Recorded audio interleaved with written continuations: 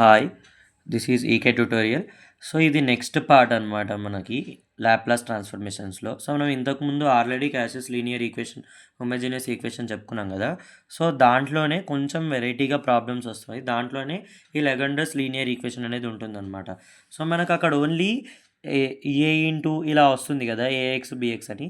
So ఇక్కడ ఎలా వస్తుందంటే ఏ plus bx P1 into P1 అంటే సంథింగ్ ఫంక్షన్, మళ్ళీ ఏ ప్లస్ బిఎక్స్ అనేది వస్తూ ఉంటుందన్నమాట. సో ఇలా వచ్చినప్పుడు ఎలా చేయాలి అంటే ఏం లేదు, a plus bx is equal to ఈ పవర్ జెడ్ అనుకోవాలి, అంతే. ఈ పవర్ జెడ్ అనుకోవాలి.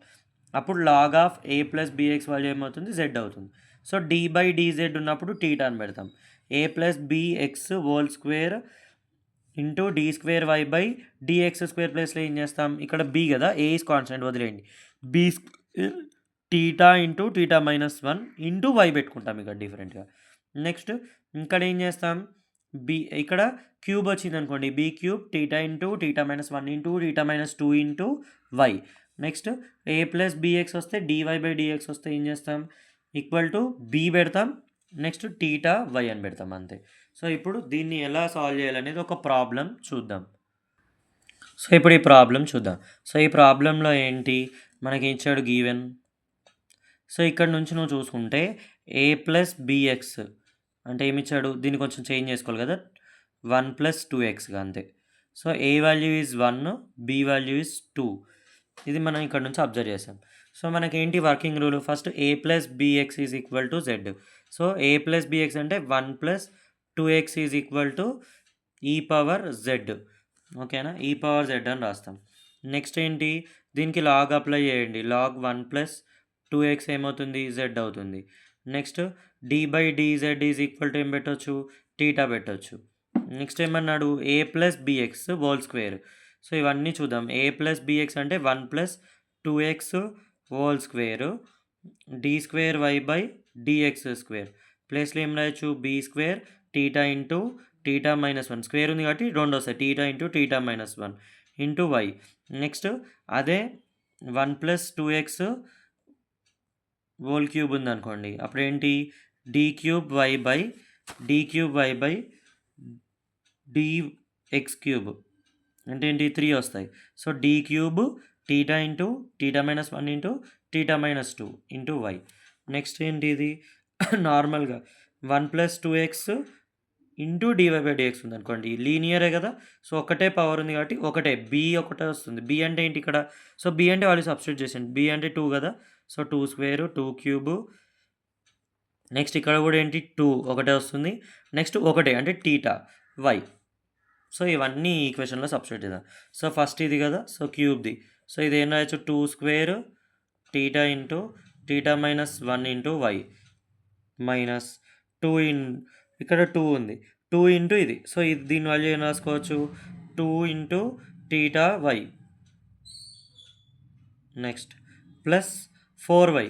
So 4y. సో 4 తర్వాత ఏముంది, y is equal to 0. So ఇందులో ఏం కామన్ తీయచ్చు, y కామన్ తీయచ్చు కదా. సో y కామన్ తీసేయండి, ఇక్కడ మల్టిప్లై చేస్తూ కామన్ తీయండి. 4 theta into theta minus 1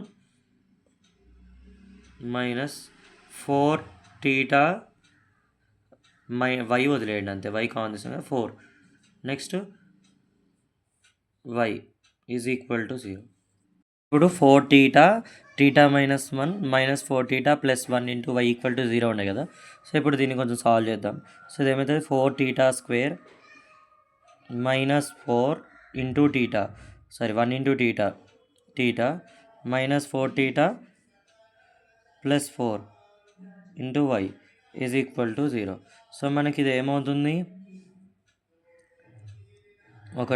4 theta square minus 4 theta ఏమవుతుంది, మైనస్ 8 టీటా ప్లస్ 4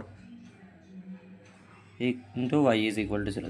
దీనిలో నేను ఏం చేస్తానంటే, ఇప్పుడు దీనిలో 4 కామన్ తీసుకోవచ్చు కదా, theta square minus 2 theta plus 1 into y equal to 0. So it can be written as f of theta is equal to theta square minus 2 theta plus 1 అనమాట. దీన్ని జస్ట్ 4ని నెగ్లెక్ట్ చేసేయచ్చు.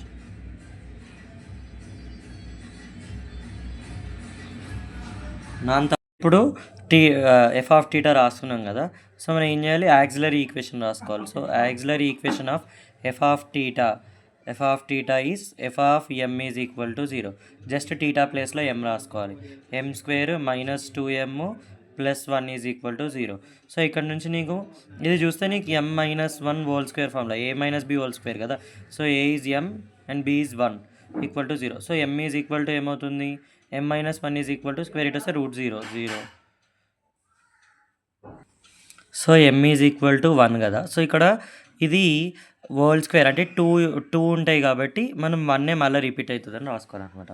సో అప్పుడు వైసీ ఈక్వల్ టు ఏమవుతుంది, ఈ power. So రెండు equal వచ్చినప్పుడు ఎలా రాసుకుంటాం, c1 plus c2 X into ఈ పవర్ ఎక్స్ m1x అని రాస్తుండే.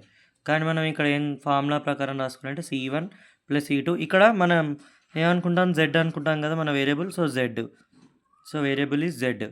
నెక్స్ట్ ఈ పవర్ 1 కాబట్టి z అనమాట. ఓకేనా. సో ఇది మన వైసీ.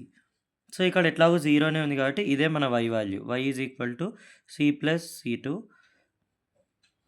సో ఇక్కడ మనకు PI, y p or PI particular integral లేదు, ఎందుకంటే మనకి ఈ ఈక్వేషన్లో ఇవ్వడమే ఈక్వల్ టు 0 ఇచ్చాడు కాబట్టి. ఓకే. సో ఇది ఒక ప్రాబ్లం అనమాట. సో ఇలాంటివి ఇంకా ఉన్నాయి. సో మీరు సబ్స్క్రైబ్ చేసి బెల్ ఐకాన్ని క్లిక్ చేస్తే మీకు ఇలాంటి ఈజీవి అండ్ ఇంపార్టెంట్ ప్రాబ్లమ్స్ అన్నీ మీ దగ్గరకు వస్తాయి. Thank you. బాయ్.